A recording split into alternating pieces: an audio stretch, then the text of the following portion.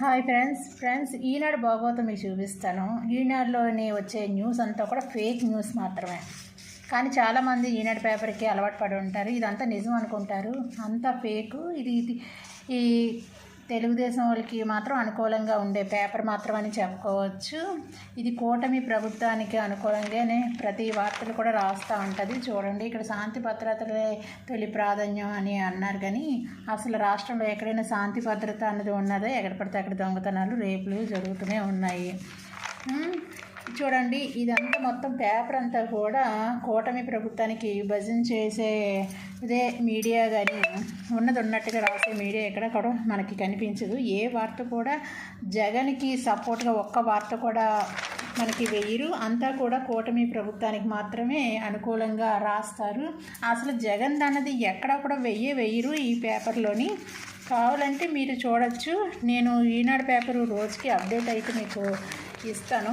చూడండి, ఎక్కడ కూడా వేయరు. అంతా తెలుగుదేశం ఏదో సాధించేసింది, పవన్ కళ్యాణ్ ఏదో సాధించేసాడు. చూడండి, ఎక్కడ చూసినా అయ్యే వార్తలు ఉంటాయి. మొత్తం అంతా ఫేక్ వార్తలే, ఏది కూడా ఉండదు. ఇంకా లాస్ట్ పేజీకి వచ్చేటప్పటికి సినిమా వార్తలు, ముందంతా జగన్ది పవన్ కళ్యాణ్ది వార్తలు వేసొస్తారు. ఎక్కడో కూడా ఇప్పుడే కాదు, జగన్మోహన్ రెడ్డి గారు సీఎంగా ఉన్నప్పుడు కూడా ఈ ఒక్క వార్త ఏది మన రాష్ట్రానికి తెచ్చిపెట్టిన ఒక కంపెనీ కూడా అది వాళ్ళు రాసేవారు కాదు. ఎప్పుడూ జగన్ మీద ఎలిగేషన్ వేస్తూనే కూటమి ప్రభుత్వం అధికారంలోకి వచ్చింది. చూడండి, ఎక్కడ కూడా ఒక్కడు కూడా ఉండదు. లాస్ట్లో మాత్రం వేస్తారు. పేపర్ అంతా కూడా అయిపోతుంది కదా, లాస్ట్లో మాత్రం మీకు జగన్ గురించి వేస్తారు. చూడండి, ఒక్క ముక్క చిన్నది వేశారు. అందులో కూడా కూటమికి అనుకూలంగా మాత్రమే రాస్తారు. కావాలంటే మీరు ఈనాడు పేపరు చదివి తెలుసుకోండి. చూడండి, లాస్ట్కి వచ్చేటప్పటికి ఏమని చూడండి, లాస్ట్లో మాత్రం రాస్తారు.